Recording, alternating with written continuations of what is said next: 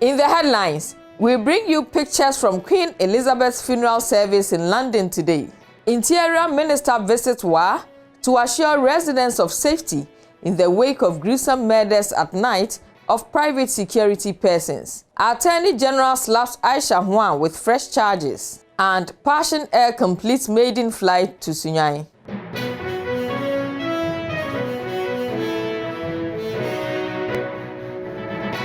We start from London, where Queen Elizabeth II's coffin was lowered into the royal vault in St. George's Chapel in the grounds of Windsor Castle.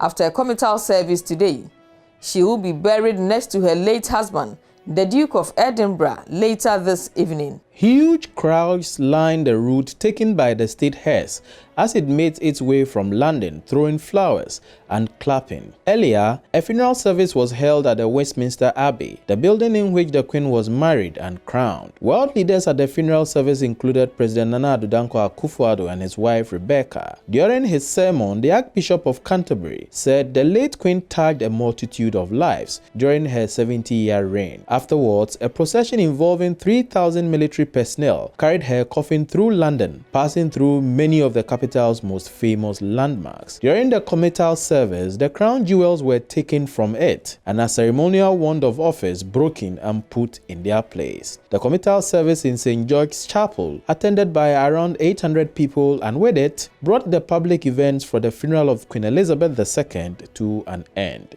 Members of the royal family, including King Charles III, left the chapel to Windsor Castle itself, but at 7:30 this evening, the king and his relatives will return to the chapel for the Queen's burial. In Wa, in the Upper West region today, Ambrose Derry, the Interior Minister, was there to assure residents of what the security agencies were doing to ensure peace in the area following recent gruesome killings of private night security persons. It fall through the proper procedures. Again, it doesn't take one Minister for Interior to just impose a curfew. The regional minister is chairman of RESEC. There's MUSEC at the municipal level. I'm hoping that what has happened over the past few days would give us peace without a curfew. But when need be, and subject to due process, we'll do what? You might lose that you want to sleep earlier than normal, but we pray that it doesn't come. But we'll do what we have to do when the police and others advise us what to do. For me, on behalf of the President and the people of Ghana, our condolences to all families who have lost loved ones, and that our thoughts are with them now, and that we will do anything possible to support the requisite agencies, police, immigration, dealing with foreigners. But I did make it clear that in all these matters, the policy is for the rule of law to be enforced.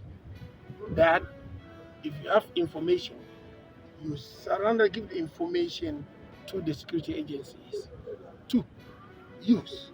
You do not resort to self-help or usurp the role of security agencies. In the fight against illegal mining and in the case of the Chinese national, Huang, popularly known as Aisha Huang, the Attorney General has slapped her with fresh charges. The 4 new counts on the charge sheet against Aisha Huang are undertaking mining operation without license, facilitating the participation of persons engaged in mining operation, illegal employment of foreigners, and entering Ghana while prohibited from re-entry. The new charge sheet provides evidence to support the fact that Aisha Huang was repatriated on December 19, 2018. Domestic airline operator Passion Air today commenced commercial flight operations to the Sunyani Airport. On board the flight, which lasted 45 minutes from the Kotoka International Airport to the Sunyani Airport, were members of Parliament, members of the Ghana Airports Company Limited Board and Management, and staff of Passion Air, pressmen, and other passengers. The flight signals the beginning of Passion Air's Sunyani route, which would fly on Mondays, Wednesdays, and Fridays in the morning as well as Sundays in the afternoon, on a promotional fare of 600 Ghana cedis per flight. It was the first commercial flight to the airport since President Akufo-Addo inaugurated the first phase of the rehabilitated and expansion of the facility on August 3rd this year. News in Brief is brought to you by Graphic News Plus. Download your Graphic News Plus now and choose your preferred package daily, weekly, monthly, and annually, and access free news on various interest areas as well. Visit us on graphic.com.gh for further information. Graphic News Plus, connecting people through news. Thank you for watching.